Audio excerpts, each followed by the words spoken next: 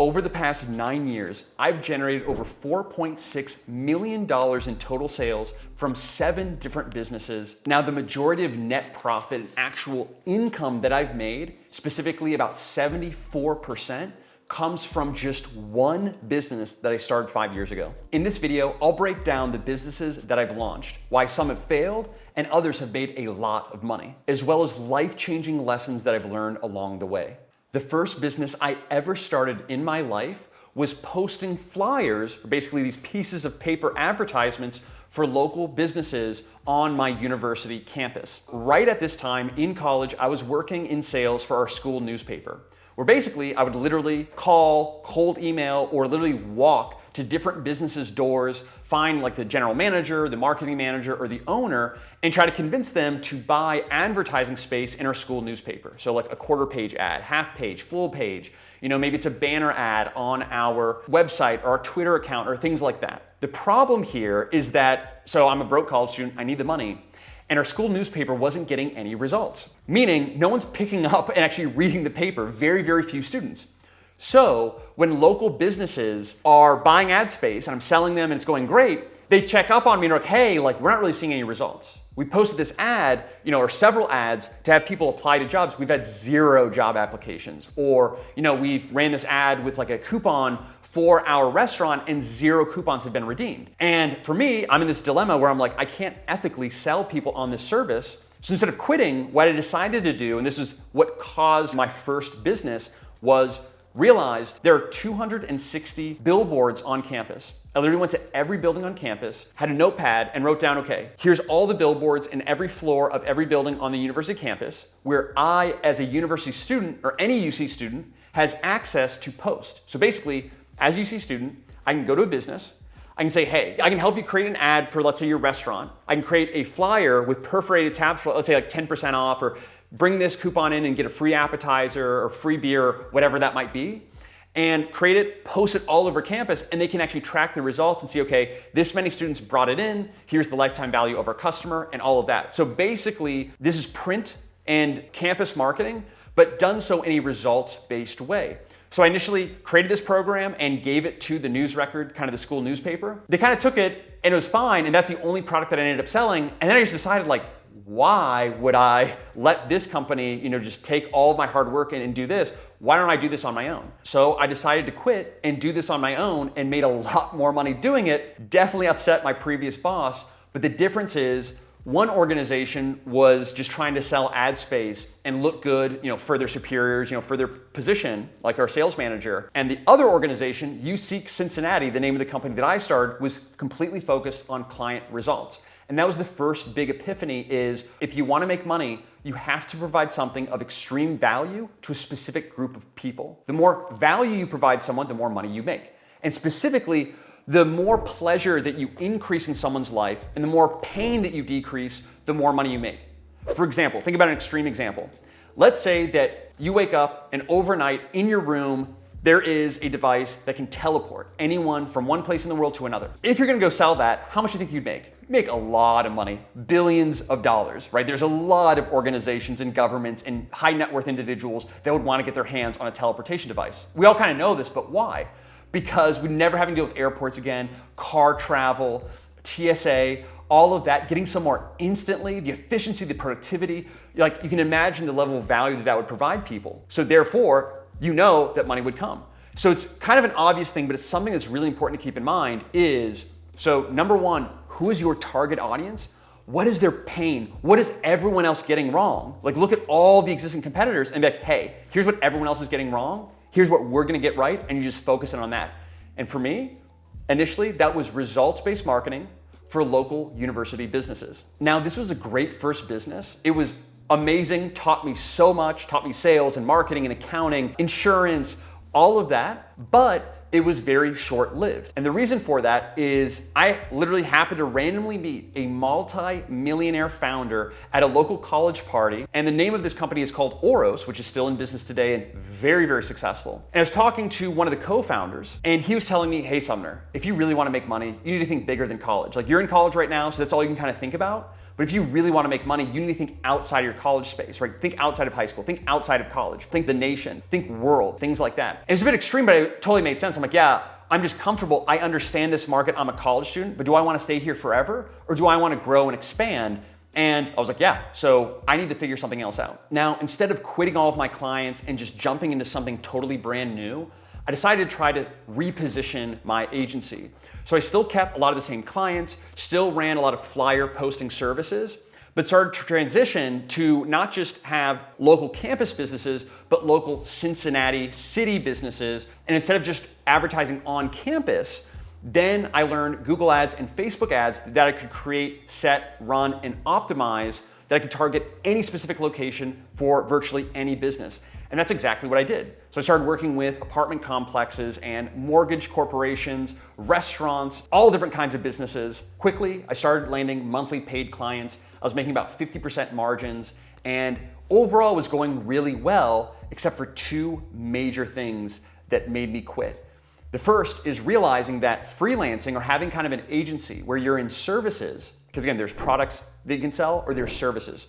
Services where you do something for somebody, right? Like a dentist, a chiropractor, a marketer, a social media manager, a coder, a web developer, right? You're doing a service for somebody, which is what I was doing, and there's products. So in services, I realized quickly that I still have bosses. I still have deadlines, right? It's just like a 9 to 5, just a little bit more freedom and flexibility. You can definitely make more money, but just dealing with people sucks. For example, one of my clients was a apartment complex, and I was sending them quality, inexpensive leads to their email and their phone number. Just literally hundreds, like every week, getting so much interest in their property. Everything set up, the landing page, the funnel, the Facebook ads, the Google ads, everything. And within a few weeks, I follow up like, hey, how's it going? Like, I just want to check on your end. Like, we're seeing everything on the front end. I just want to make sure you're closing. They're like, yeah, we haven't had a single person book a tour or close from your ads. And I'm like, this makes no sense. Like, I know everything's targeted correctly. I've run this advertisement with other housing complexes. It runs really well. What's going on?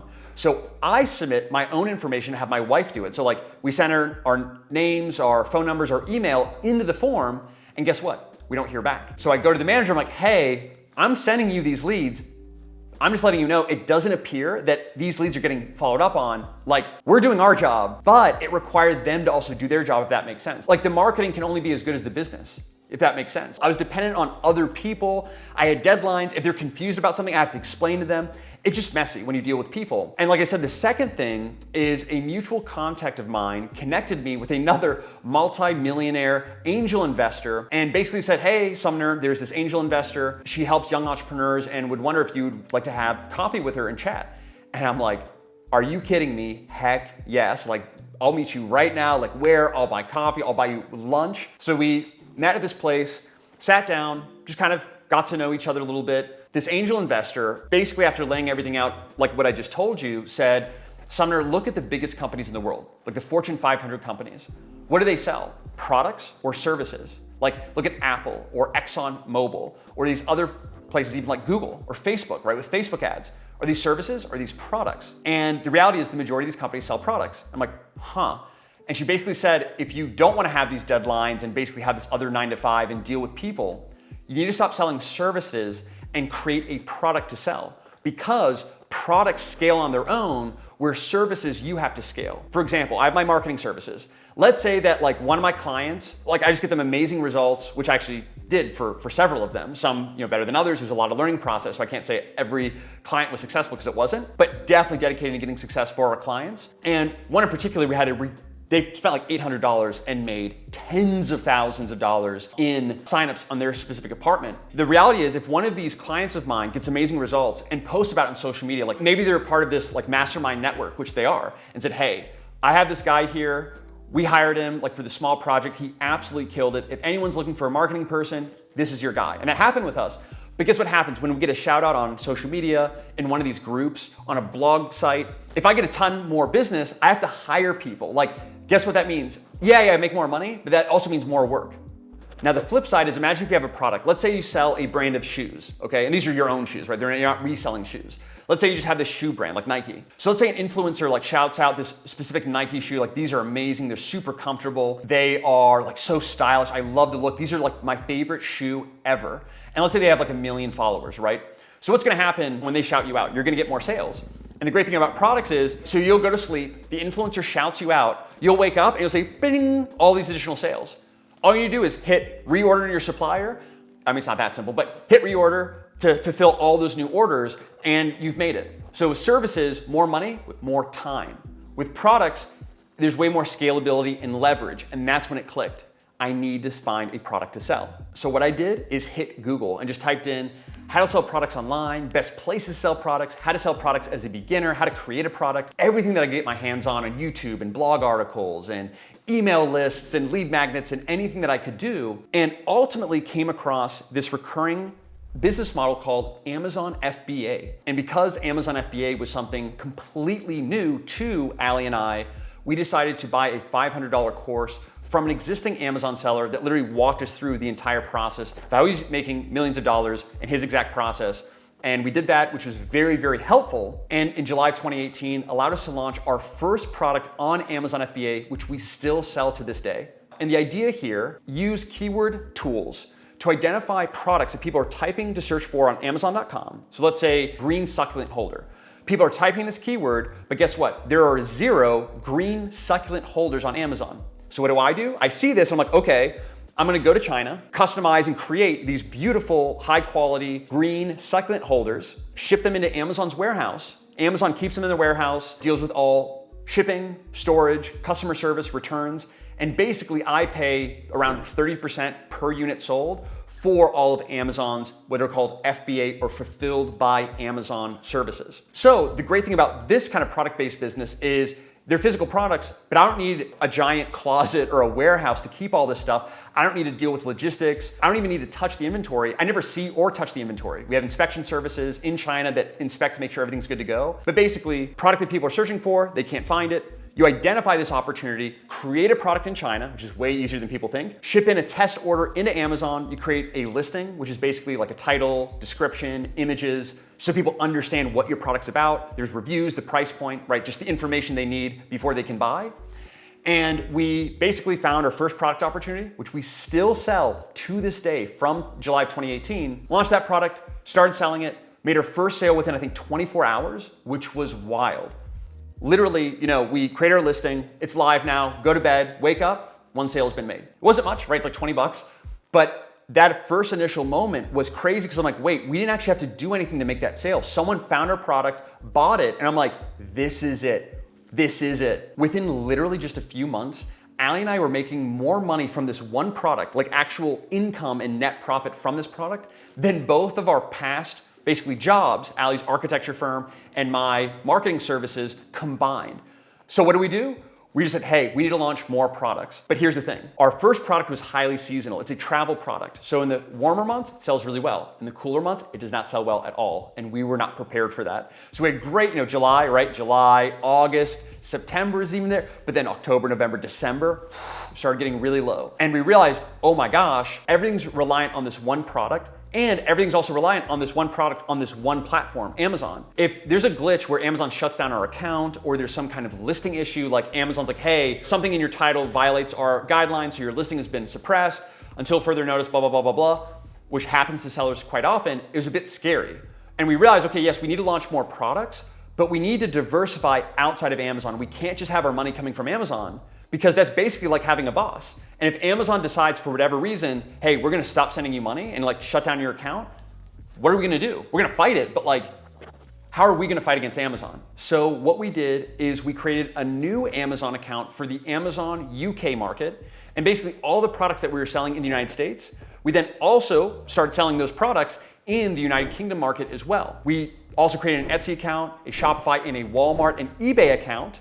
And with all of these accounts, the same products that we're selling on Amazon, we also sold in these other platforms. Now, we didn't make a ton of additional revenue and profit, but it was still something, and it was better to be diversified and have something in case one of them falls or a couple of them, fall for a period of time than to just be reliant on one. And because we weren't making a ton of additional profit on these other channels like Etsy and Shopify and all of that, and to kind of try something new, we decided, hey, let's launch a YouTube channel in 2019 where basically, as Amazon sellers, we need to learn and figure out all these different problems. Like, how do you create a shipping plan? How do you actually optimize your Amazon listing? Like, how much should I be spending on Amazon ads and how do I calculate that? and what keywords should go where, and all of these questions that Amazon sellers have, and there's no good content online. We're like, wait, we have the answers, and people want the answers. Why don't we just create videos about each of these topics? We know it'd be valuable because if someone made a video for us, it'd be super valuable. And with like YouTube ad revenue, that's like pure profit. Compare with 15 to 20% net margins with Amazon FBA. You could be making 95 or 99% net margins with YouTube. It was crazy. So it took us some time, several months, but we were posting a video every week, improving the quality, improving, SEO, title, learning along the way, but somewhat quickly seeing some really great results because again, the value was there just like before. And within about 8 months, we started seeing some pretty substantial income and profit, especially given the hours. It was very, very passive and very, very scalable. And that led us to this other huge epiphany is, hold on, okay, products are better than services, but digital products are better than physical products. Now, what do I mean by that? Okay, when people think products, they think of things like this laptop or Nike shoes or this tree or this ring light or whatever, right? Physical things, this shirt, which are physical products. But there's also digital products. So for example, if you purchase an NFT, for example, that would be a digital product. If you purchased a course, this is a product, not a service, it's a product that is digital. If you purchased a Notion template or a Google Sheets template or a Shopify template, these are digital products. Also, drones, stock footage, so many different kinds. Now with YouTube specifically, we'd make money through a few different ways. The first is with ad revenue, where basically the more views our videos get, the more money we make from ads.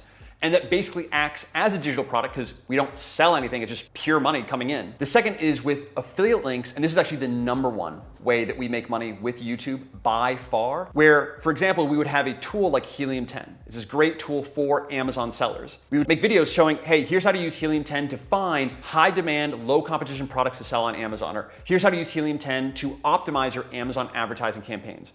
Here's how to have Helium 10 create your entire listing for you in 5 minutes, etc. Amazing tool, super valuable, and we make some videos about Helium 10 and then have an affiliate link where basically anyone who signs up with our link, we get 10% recurring revenue for life. As long as they are a paid subscriber, we get that for life. And that was super powerful. And there's other tools as well that we promote, make a video about like this key search tool, key search link, a video about Everbee, have the Everbee link, right? So it's a mix of different kinds of content, affiliate, just educational, tutorials, all of that. And the key there was just value. And this led us to launching this single business 5 years ago that has made up nearly 75% of our total income ever. And that is Udemy.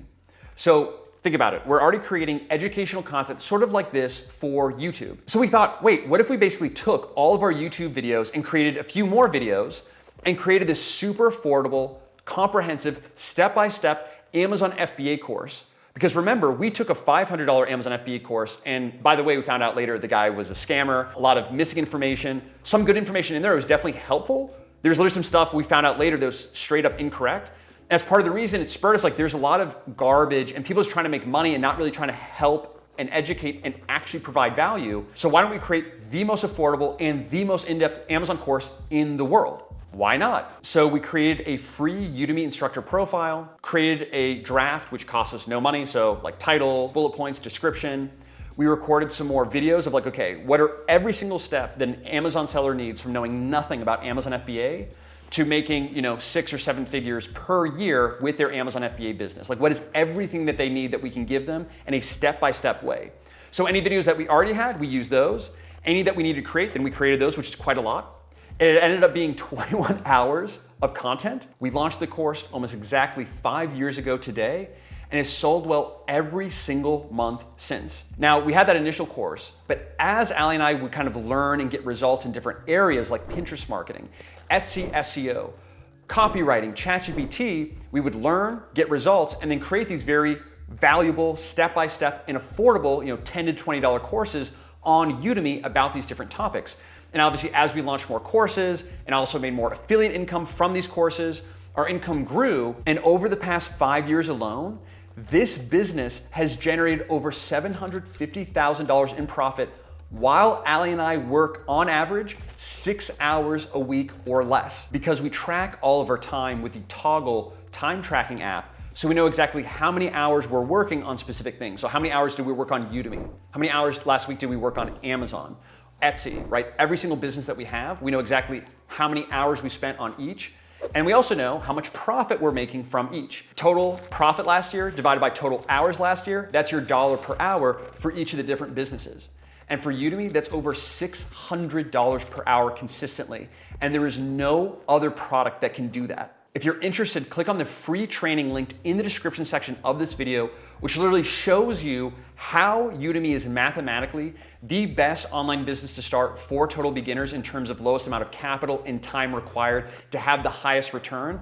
And ultimately, through this free training, how you can begin earning an extra $4,000 per month while working less than 10 hours a week without even showing your face on camera or ever creating any course content yourself. And the most important thing that I've learned over the past 9 years of business that I wish someone would have told me sooner is to use other people's knowledge. Okay, so anytime Allie and I start something new, we either buy a course or a consultation call or two before we ever start something new. In the past, what we would do is we try to learn for free on YouTube, blog sites, Reddit, forums, learn on our own, learn from other people as cheaply as possible. But we've realized, and it kicks me in the butt, it's the biggest thing. If we did this single change, we would have made way more money, way easier with way less stress, because by trying to learn for free on your own, which is great, you end up wasting more time and money in the long term. All these mistakes you could have avoided if you listened to an expert. You don't, because you don't know what you don't know. So you run into these problems and these mistakes, all of that could have been avoided. So all the money associated with each of those mistakes, avoided. All the time and stress, so much of it could be avoided. There's still gonna be pain, there's still gonna be barriers and obstacles, but a really good course or a really good person in this space who has gone through it, they've knocked down the walls, right? They're connected with other people who have done it. They've seen people do it hundreds of times. That type of person, leveraging their knowledge, you're gonna make way more of your money back. And for us, when people ask us, what is your biggest investment? Because we also invest in crypto and real estate and different things. I literally tell them, literally, our biggest, highest ROI investment is in education and proper education. Not college, not these scam BS courses or any of that, but information from people who have done what we want to do, they've accomplished it, they've gone through all the pain and suffering, and just realizing, okay, paying someone, let's say $1,000, even $10,000, yikes, right? But is it gonna be worth it in the end? That's all that matters. And if it is, I pay it. And so many times it's been worth it. And also, we've paid for consultation calls or services that haven't really delivered that well. It was kind of a waste of money. So some of the things we paid for haven't panned out, but in the whole, in the aggregate of all of the educational products that we've purchased, holy crap, the ROI is unbelievable. And if you want to learn how you, yes, you can make literally thousands of dollars in profit per month from anywhere in the world, working less than 10 hours per week, investing less than $900 total, then check out the full Freedom Falcon Academy program that teaches you exactly how to do that with the #1 online business model in the world, which is Udemy course creation. From instructors who make over $12,000 per month in proven profits, we show you why Udemy is the best online business model in the world right now, how to easily find several high demand, low competition topic opportunities that will sell well, how to partner with existing experts on social media to where you can help them create a course, but never actually show your face or actually have to be an expert and keep a percentage of the monthly revenue. We also show you how to use AI to literally create an entire course out of AI, never having to partner with someone, never having to show your face on camera, speaking to a mic. We show you how to use ChatGPT to create all of your course content, your lectures for you, how to partner with inexpensive, high quality graphic designers for your presentation slides, if you even need them, as well as video editing. So you literally need zero experience, less than $900, and less than 10 hours per week to allocate toward this online business model. And I'm telling you, there's no other business that can do that. So click the link in the description below and get ready for your life to change forever.